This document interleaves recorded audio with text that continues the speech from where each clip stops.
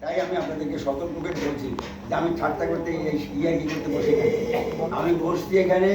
যদি আমার কথায় কারো কোনো একটু উপকার হয় তাই আমি ধন্য। আর গুরুদেব বলবে যে তুমিও আমার কথা, ভগবান বলছে শ্রীকৃষ্ণ গীতায় যে আমার কথা অন্য ভক্তকে জানাবে, শোনাবে, সে আমার খুব প্রিয় পাত্র হয়। আমি প্রিয় পাত্র তো হতে পারবো না, আমি শুধু দুইটা কথা আপনাদেরকে শোনাচ্ছি। হরে কৃষ্ণ।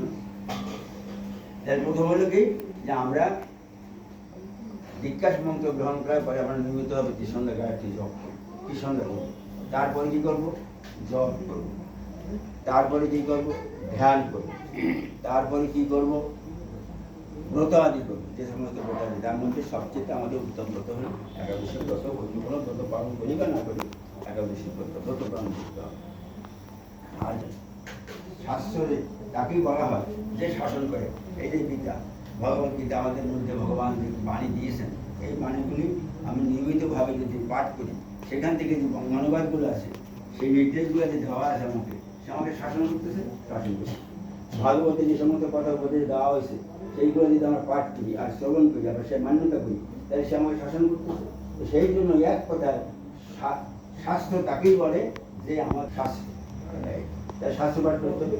আর আপনার কি বললাম, শুনে আসবো। একটা কথা বলি যে আমাদের মধ্যে ভজন পূজা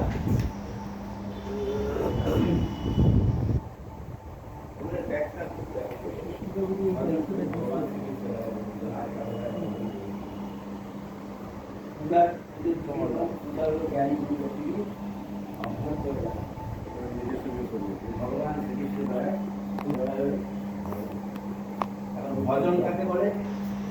ভজন তাকেই বলে শ্রদ্ধা সহকারে। আপনার আমার হৃদয়ে যতটুকু শ্রদ্ধা, এই দৃঢ় শ্রদ্ধার মাধ্যমে ভক্তি সহকারে গোবিন্দের সেবা প্রদান করা। ভক্ত না হলে ভক্তি অর্জন করা যায় না। ভক্তি অর্জন না করলে সে ভক্ত হয়। তাই ভগবান বলছে আমি ভক্তের দেওয়া কিঞ্চিত দ্রব্য লই সচেতনে, অভক্তের দ্রব্য কবু আমি না দেখি নয়নে।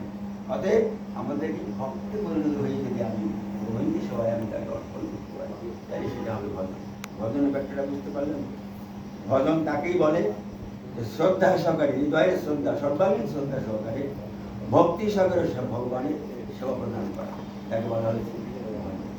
এবং যে শৃঙ্গার যে আমরা বলি, অর্চন নাম উর্দু বাংলায় আমরা বলি শৃঙ্গার, এই শৃঙ্গারে তো কার্যকলাপ বলে আমরা করি ভগবান।